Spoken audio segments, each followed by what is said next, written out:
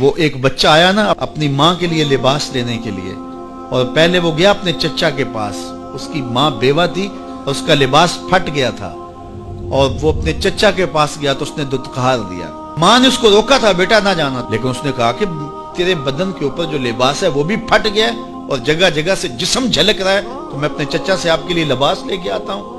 پھر جو رویہ اس نے اختیار کیا تو واپس روتا ہوا آ رہا تھا، تو کسی نے راستے نے پوچھا کہ کیا ماجرا ہوا؟ اس نے کہا چچا کے پاس گیا تھا ماں کے لیے لباس لینے، اس نے تو لا کے بھیج دیا۔ اللہ اکبر۔ تو اس نے کہا کہ جا سین حرم میں محمد نام کا ایک شخص بیٹھا ہوا ہے، اگر تو اپنا دکھڑا اس کے سامنے پیش کرے تو وہ امید ہے تمہیں رد نہیں کریں گے، لیکن سن لے ان کا دین کوئی اور ہے۔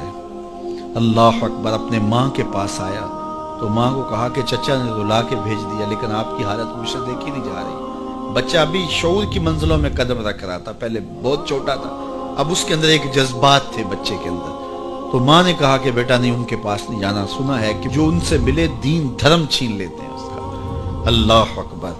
تو حضور علیہ الصلوۃ والسلام کے پاس جانے سے ماں روکنے لگی، لیکن بچے نے کہا کہ امی میں پکا رہوں گا، بتوں کا وفادار رہوں گا، تم اس ٹینشن کو، اس پریشانی کو چھوڑ دو۔ اور حضور کی خدمت میں حاضر ہوا۔ حضور صحن حرم میں چادر اوڑے بیٹھے ہوئے تھے، اور جا کے کہنے لگا میں پہلے بات آپ سے کر لیتا ہوں، آپ کا دین میں نے قبول نہیں کرنا۔ حضور مسکرا کے بولے بیٹا بتاؤ کس لیے آئے ہو؟ کہا میری ماں بے لباس ہے، میں آپ سے لباس لینے آیا ہوں۔ حضور نے چادر رحمت اتار کے اس کے کندھوں پہ ڈال دی۔ اللہ اکبر۔ وہ واپس آ گیا اور ماں پر حضور کی چادر اڑائی۔ اللہ اکبر۔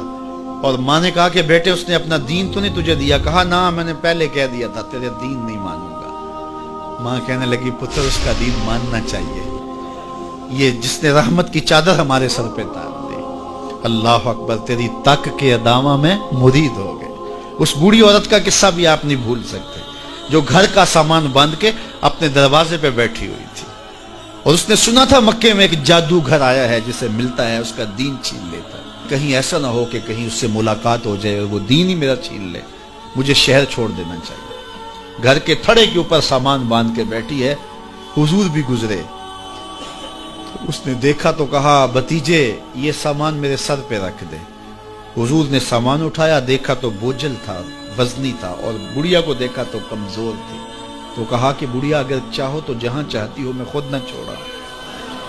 اس نے کہا اس سے بڑی مہربانی کیا ہوگی؟ حضور نے سامان اٹھایا ہوا ہے اور بڑھیا سے باتیں بھی کرتے جا رہے ہیں۔ تو بڑھیا کو کہا کیوں جا رہی ہے؟ اس نے کہا کہ سنا ہے یہاں ایک جادوگر ہے جو لوگوں کا دھرم لوٹ لیتا ہے، لوگوں کا دین لوٹ لیتا ہے۔ میں نے ساری زندگی بتوں سے وفا کی، میرے آباء و اجداد نے بتوں سے وفا کی ہے، میں چاہتی ہوں دین اجداد ہاتھ سے چھوٹ نہ جائے، آخر اس شہر میں رہتی ہوں کہیں مل نہ جائے۔ خیر حضور نے کچھ نہیں کہا، اس کا سامان نہیں پھینک دیا کہ ٹھیک ہے تم پھر جاؤ۔ سامان اس کا اٹھایا اور جہاں تک اس نے جانا تھا سامان پہنچایا، سامان سپرد کر کے واپس پلٹنے لگے۔ تو اس نے کہا بچے اپنا نام تو بتا دے، لوگ کہیں گے کہ مکہ چھوڑ آئی ہو تو بتاؤں گی ایک جادوگر کے دکھ سے چھوڑ آئی ہوں، تو وہ کتنا برا بھلا کہیں گے شہر مکہ کو کہ جس مکہ سے لوگ نقل مکانی کرنے پہ مجبور ہو گئے۔ تو میں انہیں یہ بھی بتاؤں گی کہ جس مکے میں جادوگر رہتا ہے اتنا اچھا نوجوان بھی رہتا ہے، تو تیرا نام لیا کروں گی، تیرے قصیدے پڑھا کروں گی۔ تو حضور علیہ السلام مسکرا پڑے، کہا بڑھیا جس جادوگر سے بھاگ کے آئی ہے وہ تیرے سامنے کھڑا ہے۔ اس نے کہا سچ سے آپ ہی محمد ہیں؟ حضور نے فرمایا نام میرا یہی ہے۔ تو اس نے کہا پھر آپ کا جادو میرے پہ چل گیا ہے۔ اللہ اکبر۔ تیری تک کے ادامہ میں مرید ہو گئے، لوگوں کی خدمت کریں، بوڑھوں کے کام آئیں، دکھیوں کے کام آئیں، مصیبت زدہ کے کام آئیں۔ حضور یتیم ہو کے یتیم پرور تھے، لاچاروں کی مدد کرتے، لوگوں کے گھروں میں پانی بھر کے دے دیتے، اور دکھیوں کے کام آ جاتے اور مصیبت زدوں کے کام آ جاتے۔